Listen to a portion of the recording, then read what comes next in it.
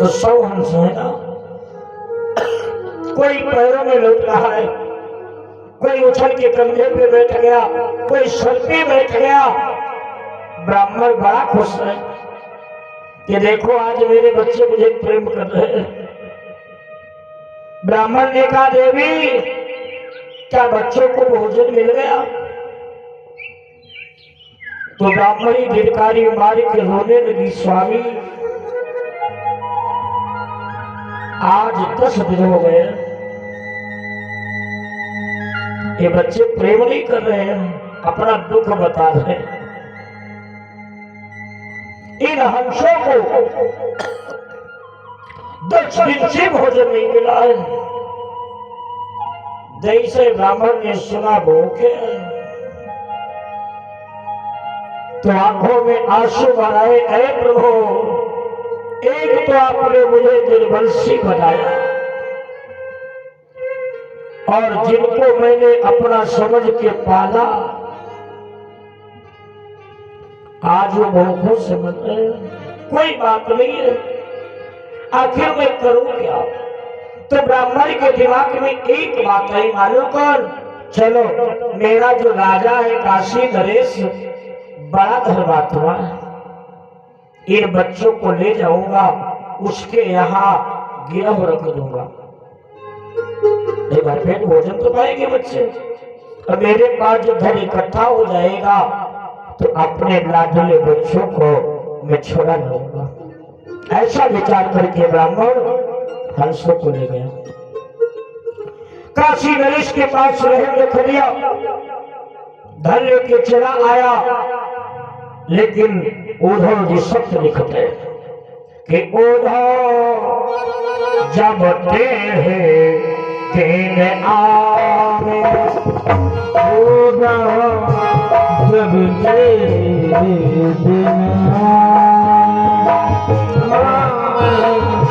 जब दिन आवे, जब दिन आवे, मुख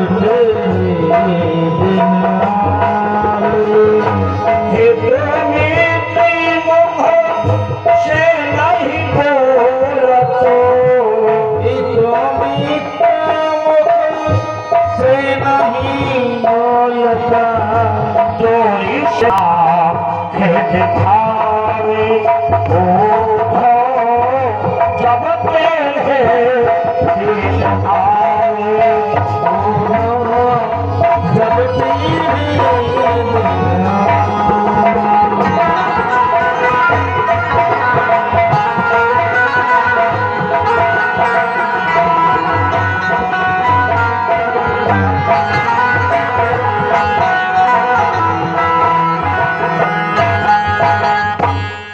ब्राह्मण धन लेकर के चला आया। लेकिन गरीबी का आटा बड़ा गीला होता है। कभी लिखता है गरीबी ऐसी उलझन है जो सुलझाई नहीं जाती और न देता कर्ज कोई है। ब्राह्मण को धन इकट्ठा करने में समय लग गया और उधर भगवान श्याम कहते हैं 100 हंस थे ना, तो 100 हंसों में जो बड़ा वाला हंस है एक दिन बीमार पड़ गया। तो हंसों के रक्षक ने बताया राजन आज बड़ा वाला हंस बीमार है। तो काशी नरेश ने इलाज की बात नहीं की ना, डायरेक्ट आदेश ने दिया ले जाओ इसे बावर्ची को दे दो। तो जैसे भैया बावर्ची के हाथ पहुंचा हंस, तो बावर्ची ने गर्दन निमोड़ी, हंस की पंख डंख नोचे, नन्हा नन्हा मांस काट करके और पका करके जब काशी नरेश को खिलाया तो काशी नरेश बोला वाह, जो आनंद आज के भोजन में आ रहा है ये कभी नहीं आया था। अर्थात तो ऐसा ही भोजन हमें नित्य प्रति मिलना चाहिए। अब तो आदेश हो गया। भगवान कन्हैया कहते हैं एक एक करके 3 महीना 10 दिन में 100 हंसों का भक्षण काशी नरेश को करा दिया गया। और जब ब्राह्मण के पास धन इकट्ठा हो पाया तो ब्राह्मण बड़ा खुश है कि आज मैं अपने बच्चों को घर लाऊंगा। जैसे ब्राह्मण काशी नरेश के दरबार में गया और बोला, राजन अपना एक एक ब्याज का टका हमसे ले लो, लेकिन मेरे प्राणों के समान मेरे पुत्रों को मुझे लौटा दो। तो मंत्री बगल में बैठा था। मंत्री ने ब्राह्मण को धर डांटा। मंत्री बोला, ये राजा नहीं है जिससे तुम निवेदन कर रहे हो, ये हत्यारा है। तो ब्राह्मण ने पूछा, हुआ क्या? तो मंत्री बता रहा है, जिन हंसों की तुम बात करते हो उन हंसों का ये भक्षण कर चुका है। अब विचार करो, जिसके कोई औलाद न हो, एक कुत्ता पालते हो और जब वो कुत्ता मर जाता है तो पूरा दिन घर में सन्नाटा पसर जाता है, कुछ अच्छा नहीं लगता है। और हाय जिसके कोई औलाद न हो। ब्राह्मण ने जैसे सुना कि पोतों की बात को सुन करके ब्राह्मण फौरन बेहोश हुआ और परमापोष की धरत में जल्दी ही उसको हो।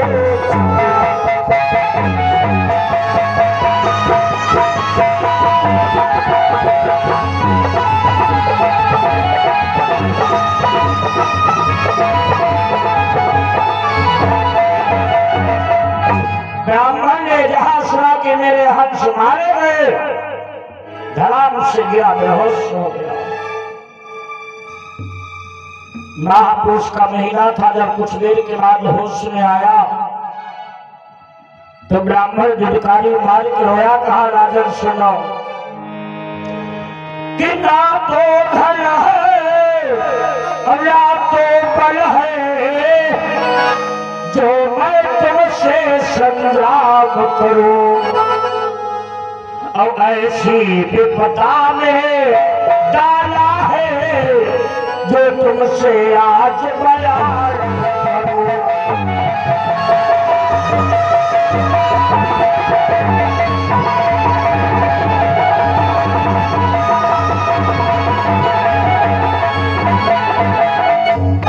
ब्राह्मण कहने लगा, राजन जब तुमने मेरे पुत्रों का भक्षण किया था,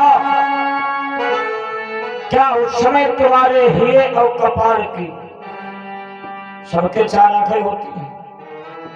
2 दिखाई देती है, 2 हृदय में चक्षु होता है। क्या चारों फूट गई थी? इसका न्याय परमात्मा करेगा। रहीम जी ने भी लिखा है कि हाय बड़ी खराब होती है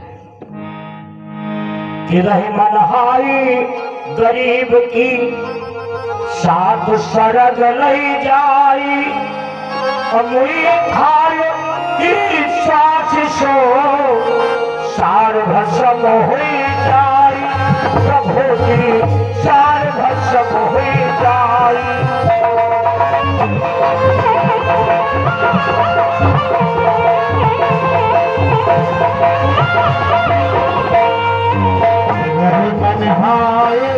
गरीब की साथ सरग लई जा,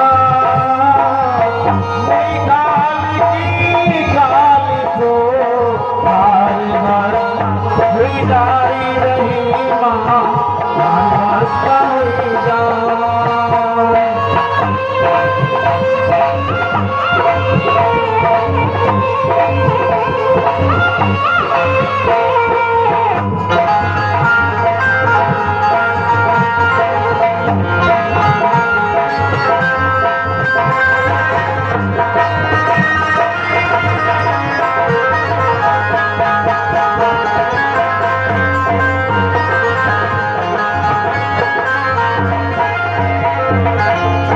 ब्राह्मण ने कहा राजन, इसका न्याय परमात्मा स्वयं करेगा। इतना कह करके ब्राह्मण धड़ाम से गिरा और स्वर्ग सिधार गया। भगवान श्याम बोले धृतराष्ट्र, उसी ब्राह्मण के अभिशाप से तुम जन्म से अंधे हो, 2 आंखों से नहीं 4 आंखों से।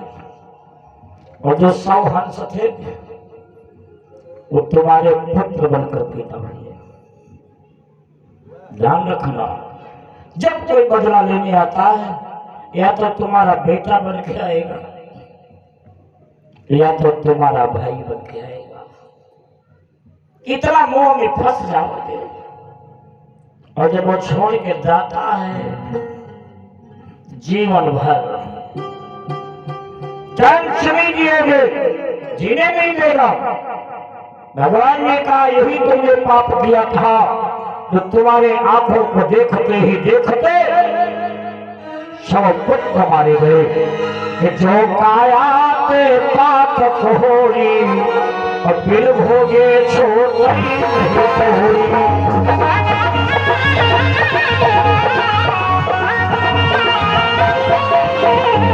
कर्म प्रधान विश्व करी राधा, प्रधान विश्व करी राधा, कर्म प्रधान विश्व करी राधा, जस की सफल चाहा।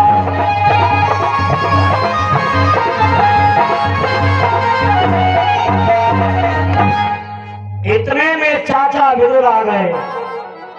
चाचा विदुर बोले कन्हैया, हम तो राज्य के महामंत्री हैं।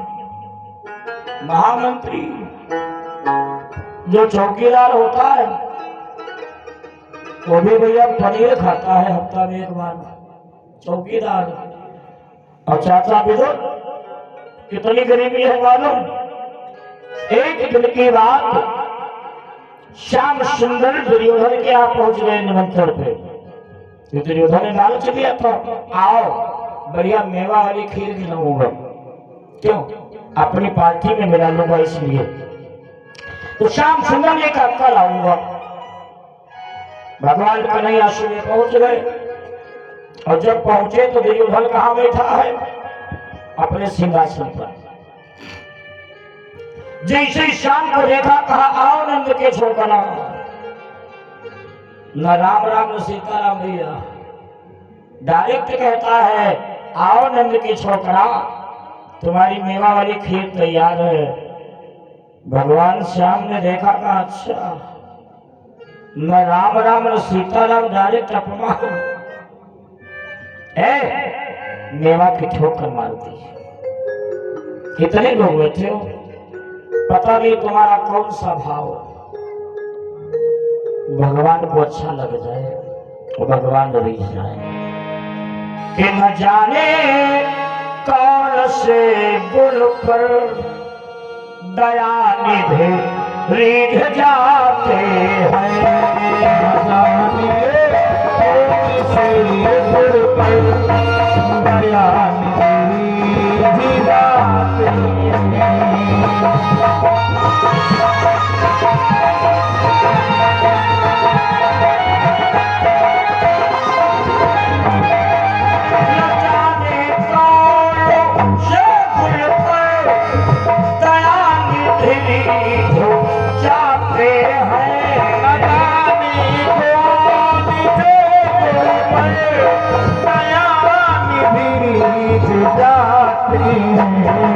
यही हरि भक्त कहते हैं, यही हरि भक्त कहते हैं, यही सब ग्रंथ बताते हैं, यही सब यही सब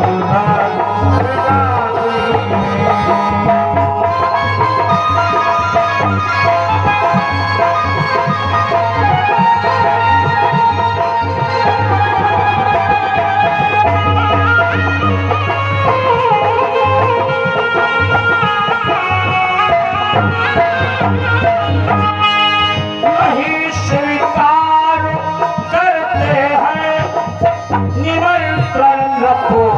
शिरोधन का नहीं स्वीकार है निमंत्रण शिरोधन का। भगवान ने मेरा को ठोकर मार दी, भूख बहुत तेज लगी है।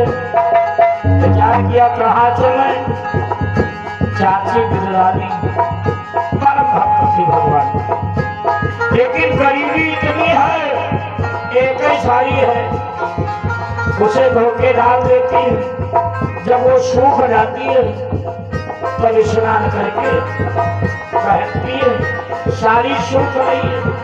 चाचा विरोध बथुआ लेने गए, भगवान श्याम पहुंच गए, कुंडी खटखटाई, ऐ चाची हारो श्याम आयो, क्या भाव है? चाची बिदवानी के सुना श्याम आया है, आइए। तन मन सब शुद्धि बोल रही, किस हालत में है कोई पता नहीं, इसे कहते विसरी देह तब वही मन लागा, विसरी देह वही मन लागा, विसरी देह।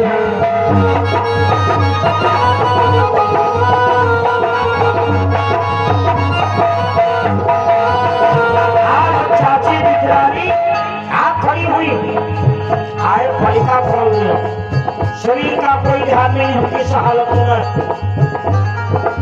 आओ शाम बैठो, मछिया डाल दी, शरीर का कोई ध्यान नहीं। भगवान बोले चाची बहुत तेज भूख लगी है, कुछ खाने को मिलेगा? चाची बिजवानी ने कहा कि नहीं मिलेगा। दौड़ के गई, केला की फली रखी उठा रही, जमीन में बैठ गई, शरीर का ज्ञान नहीं, केला छीड़ा, क्या बात है, गोला धरती पे डाल दिया और भगवान से कहती है लो खाओ, नहीं स्वीकार करते हैं निमंत्रण रखो दुर्योधन का, विदुर के घर पहुँचे कर भोग को काल खाते हैं, मकानी काल से गया जाते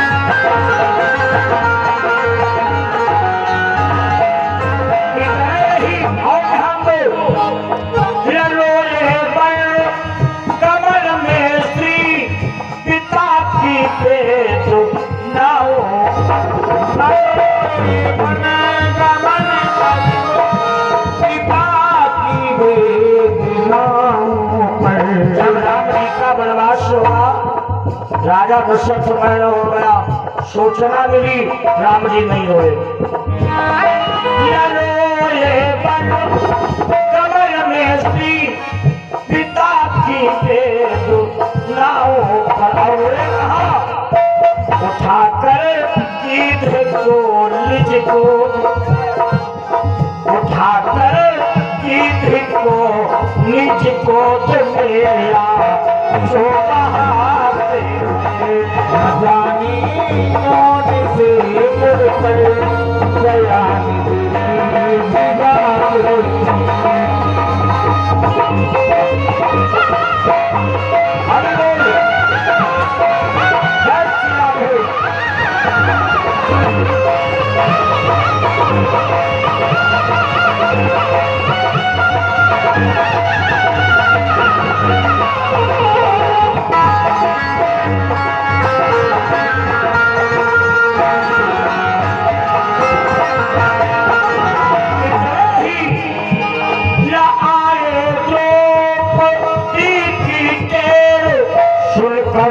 उस सभा पे प्रभु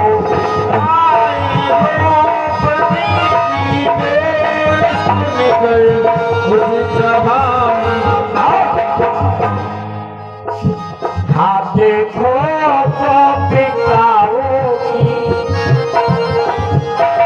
हाँ देखो तो पिताओं की प्रभुआ शोभा से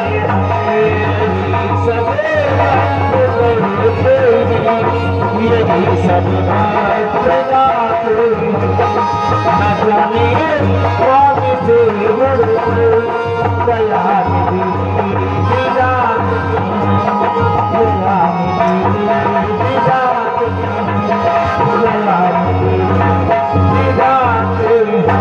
चाचा विदल बोले, हे प्रभु मैं तो राज्य का महामंत्री हूँ, इतनी गरीबी क्यों होनी पड़ी? तो भगवान कन्हैया मुस्कुरा करके बोले, चाचा तुम आज भी न्यायाधीश हो और आज के पहले भी तुम धर्मराज थे। एक दिन की बात, एक मांडव ऋषि बड़े प्रतापी हुए, उनको एक राजा ने अपना गुरु बनाया, मांडव ऋषि को। और उसके बाद राजा ने निवेदन किया, गुरुदेव जिसका चेला राजा हो, गुरु बन बन भटके, तो ऐसे चेले को धिक्कार है। गुरु कौन है? माता पिता के समान है। खाली गुरु करने से बड़ी बात नहीं है, गुरु का ध्यान भी रखना चाहिए, क्योंकि माता पिता है। और जो ध्यान नहीं रखता है, चाहे जितनी यज्ञ कर डालो, चाहे जितनी भागवत सुन लो, कि माँ बाप को जो ठुकराएगा, दर दर के धक्के खाएगा,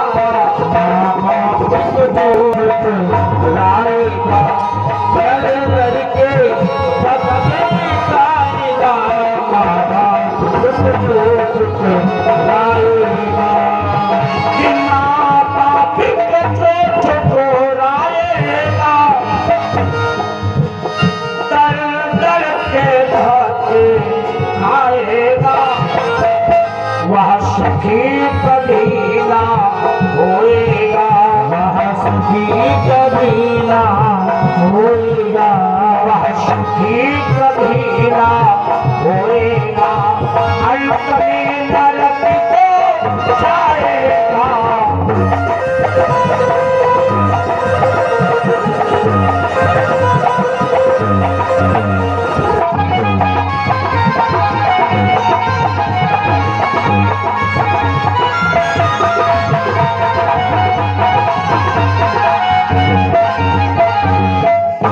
भगवान श्याम कहते हैं, जब तुम धर्मराज थे तो राजा ने मांडव्य को गुरु बनाया। अब कहा, गुरु जी अब आप कहीं नहीं जाओगे, जो आदेश दोगे वो करूंगा। तो मांडव ऋषि ने कहा, बेटा मैं फकीर हूं, मेरा आश्रम नदी के किनारे बनवा दो। भाई राजा चेला है, उसने व्यवस्था की, आश्रम बनवा दिया। अब मांडव ऋषि भजन कर रहे हैं। एक दिन इनके मन में भाव बना कि हम मौन व्रत का संकल्प लेंगे। एक बात और बता दे, इतने लोग बैठे हो, कभी कभी 1 घंटा अकेले में बैठना सीखो, बिल्कुल अकेले। तो कमरा बन के कहने बैठे हो, खुलिया जान जी ही एकांत में अकेले बैठो, नेत्र बंद करो। ये कब करना है? 4 बजे भोरा है, ब्रह्म मुहूर्त में। और एकदम लंबी सांस खींचो और कुछ देर तक सांस रोको, चिंतन करो, तुम्हारे अंदर एक नया भाव पैदा होगा, जिज्ञासा बढ़ेगी। तो मांडव ऋषि ने मौन व्रत का संकल्प लिया। 12 वर्ष का, 1-2 दिन का नहीं, 12 वर्ष का। धीरे धीरे 11 महीना, हाँ 11 महीना 20 दिन बीत रहे, या मान लो 11 साल 20 महीना बीत रहे, 12वां साल लग चुका है। अचानक एक दिन राजा के हाथ चोरी हो गई, और जब चोर धन को चुरा करके भागी तो सिपाहियों ने पीछा किया। और यही बाबा मंडप के समाधि लगाए बैठे मस्त। अच्छा, चोरों ने विचार किया महात्मा है, आंखें बंद है, चलो धन इसके झोपड़ी में छुपा दो और भाग चलो। चोर अपने जुगाड़ में, चोर गए धन को छुपा दिया, इनकी तलाशी कौन लेगा? चोर तो भाग गए, लेकिन सिपाही तो सिपाही, जिसको सीबीआई कहते हो, आश्रम में भी घुस गए सिपाही। और जैसे मानव ऋषि के कुटिया में धन देखा तो बाबा को ही चोर समझ करके पकड़ लिया। हालांकि बाबा ने इशारा किया मैंने चोरी नहीं की, लेकिन बौरा आदमी कौन बात सुने। हाँ, सिपाही पकड़ के लाए मानव को। एक सिपाही राजा के पास गया, कहा राजन चोर पकड़ा गया, आदेश शुरू क्या दंड दिया जाए? अच्छा, राजा की गलती क्या रही मालूम? उसने देखा नहीं चोर कौन है। आज भी वही गलतियां हो रही हैं। राजा तो वहां से धन भेजता है, गरीबी हटाओ। राजा धन भेजता है, गरीबी हटाओ, लेकिन बीच के अधिकारी का कहा थे गरीबों को हटाओ। भाई 1 लाख भेजा, उमा का 10,000 हमें चाहिए, वो कहा 5,000 हमें चाहिए, आधा पैसा गायब। बताओ कैसे गरीबी मिटे? यही गलती राजा से हुई। राजा ने देखा नहीं, आदेश दे दिया कि जाओ सूली पर चढ़ा दो। और सूली का नियम होता है, एक भाला लगा है सीधा, ऊपर पटरा में होल बना है 2 खांचे में, प्राणी को बिठाला जाता है और दोनों पटरे खींच दिए जाते हैं, प्राणी भाला पर गिरता है और भाला चोटी तक निकल आता है, मर जाता है। लेकिन ये तो फकीर है, जैसे बिठाला गया कि घर गरजी गरज क्या कहते हैं, ये बात मयूरों से पूछो।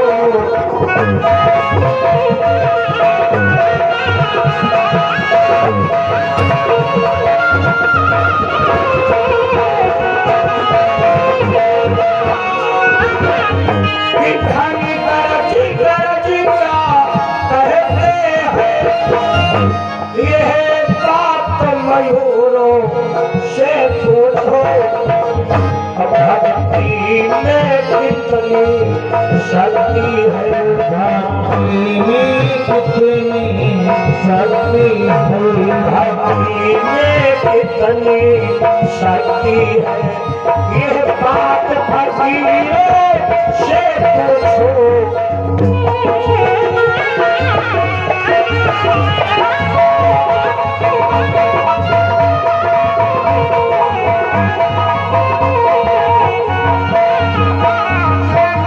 जैसे ही मानव ऋषि को सूली पे बिठाला गया तो ये तो योगी ठहरे, अपने प्राणों को खींच करके तो सीधे नासिका में बसा दिया। एक पटरा खींचेंगे और जहां भाला पर धड़ाम से गिरे, भाला आर पार। मानव ऋषि ने आंखें खोल दी, तो जैसे भैया आंखें खुली तो जिन जल्लादों ने सजा दी थी, जल्लाद सब डर गए। क्यों? अभी तक जिसे ये दंड मिला वो मर गया, लेकिन ये बाबा उल्टा हमें देखे वो बटन बटन। जल्लाद भाग करके गए, राजा जिस चोर को सजा दी गई वो मरा नहीं है, भाला अरमान हो गया, लेकिन वो जिंदा है। राजा सिंहासन पर बैठा था, ध्यान से बोला, कहा मोर को एक बात बताओ, क्या किसी साधु ब्राह्मण को कोई पकड़ ले? क्योंकि ये क्षमता तप बल भी प्रसदा बलियारा, और ताके को पल को छुपाना।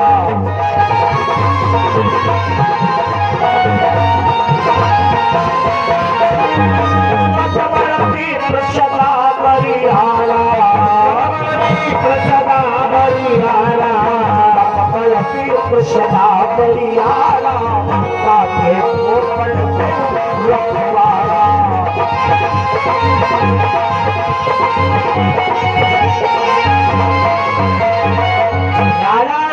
वहां से दौड़ा, ये लगता है हमसे गलती हो गई।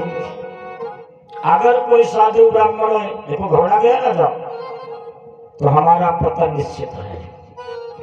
और जब राजा दौड़ के पहुंचा तो क्या देखा, गुरु जी बाले पे लटक रहे। राजा पैरों में लिपट गया, गुरुदेव क्षमा कर दो। मांडव्य ने कहा, बेटा तुम्हारा कोई दोष नहीं है, स्पष्ट लिखा है अवश्यमेव भोक्तव्यम कृतं कर्म शुभाशुभम्। रामचरितमानस में कहती है कि काहुल को सुख दुख करता था और निज कृत कर्म भोग सब भाता।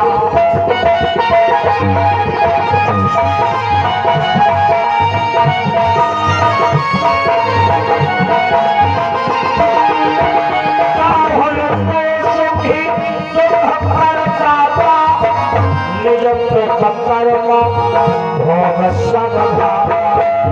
जो कायाते पातक होई बिन भोगे छोड़ई नहीं कोई।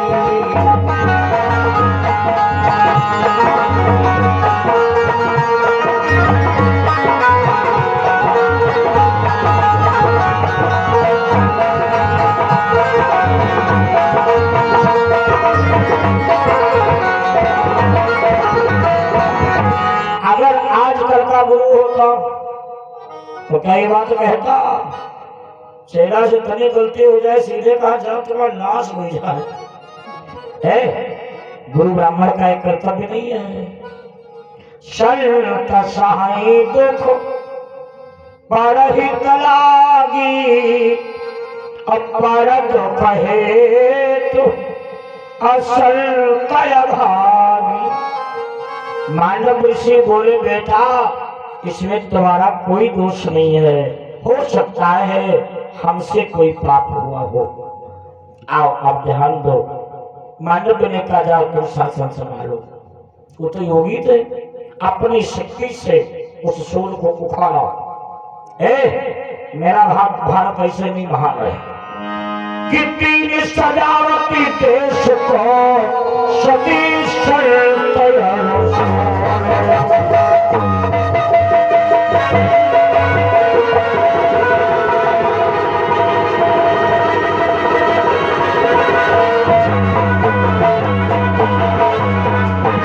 तीन सजावती देश को सती सल्तनत सोर और तीन नजावत देश को कुलता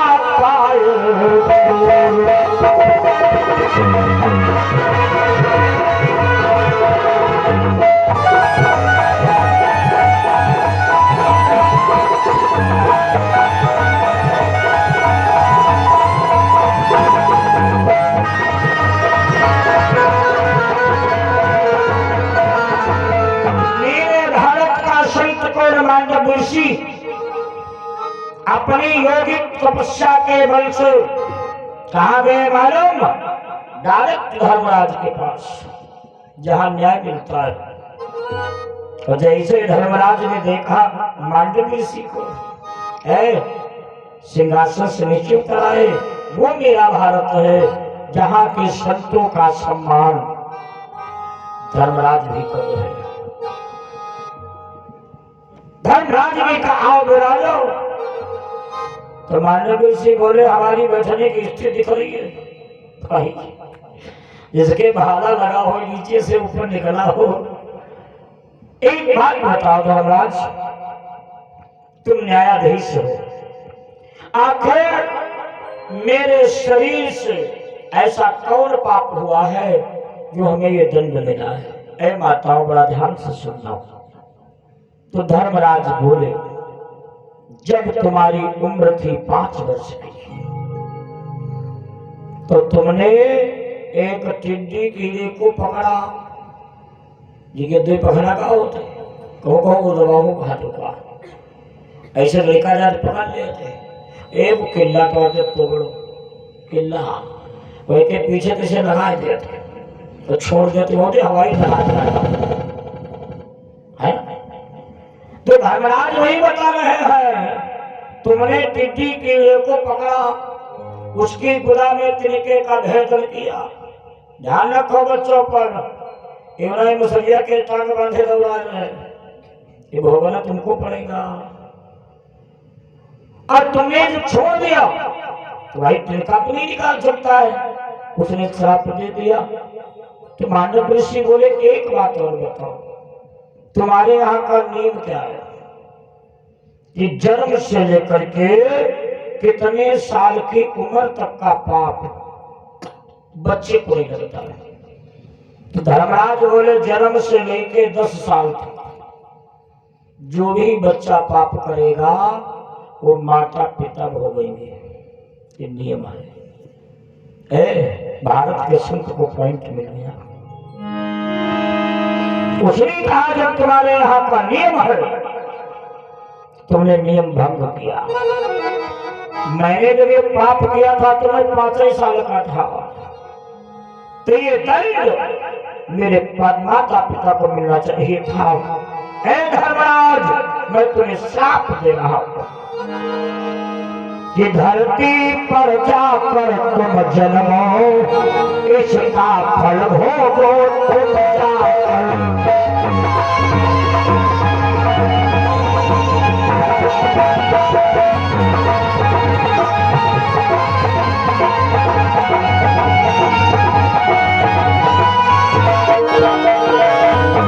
धरती पे जन्मो तुम जाओ, इसका फल भोगो तुम जाकर। जो दंड दिया है धर्मराज, दंड दिया है धर्मराज, जो दंड दिया है धर्मराज, उसको भोगो तुम जाकर।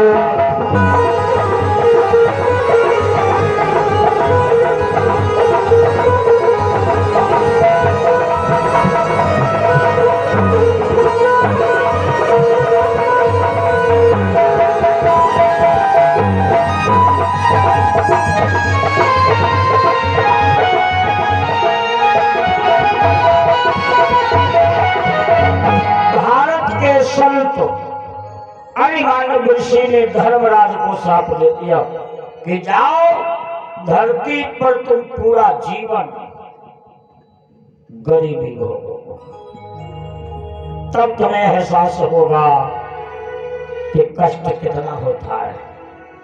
तो भगवान कन्हैया बोले, विदुर, तुमने यही केवल गलती की थी, न्याय गलत किया था, इसलिए तुम्हें गरीबी भोगनी पड़ी। ये जब तक बातें हुई, महीना कौन आ गया मालूम? फाल्गुन का।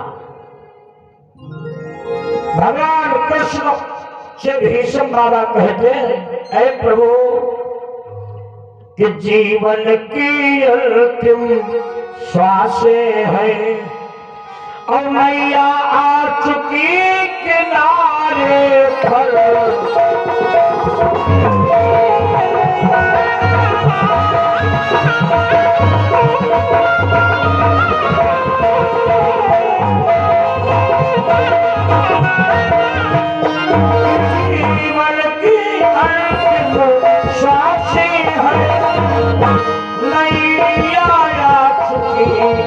किनारे पर अब लंगर खींचा जाता है, अब लंगर खींचा जाता है, अब लंगर खींचा जाता है। बड़ा विश्वास तुम्हारे पर।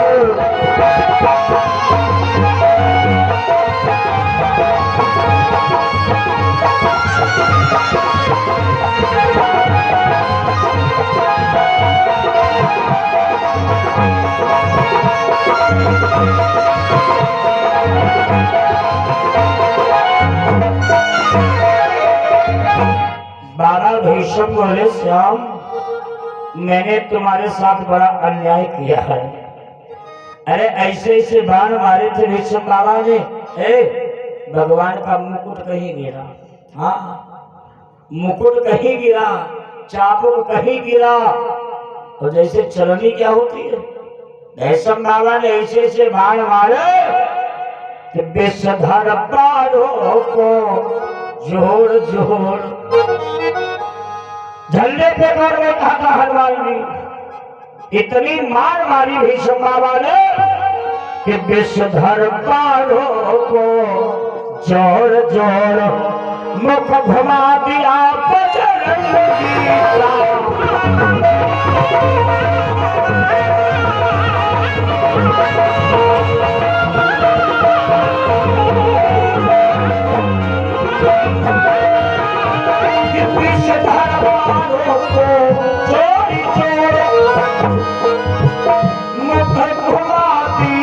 बजरंगी का। अब ऐसे सर मारे भीष्म ने, ऐसे सर मारे भीष्म ने, ऐसे सर मारे भीष्म ने, तन भिगो दिया रणभूमि का।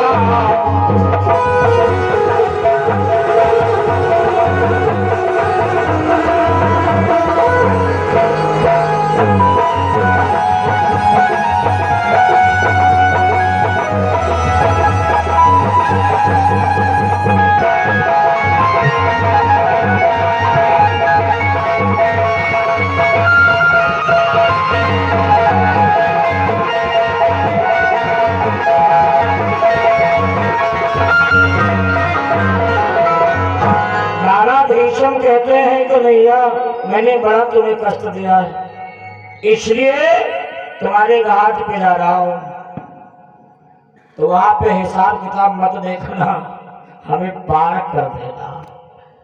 भगवान श्याम बोले वरदान मांगो। भीष्म बाबा ने कहा मैं जो मांगूंगा तुम दे नहीं पाओगे। क्या ऐसी भी कोई चीज भगवान न दे सके? ये भक्त भगवान की बात तो है। अरे भगवान ने कहा मांग के देखो। भक्त ने कहा मांग नहीं रहा हूं, निवेदन कर रहा हूं। हे प्रभु आप मेरे पैरों के पास आ जाओ।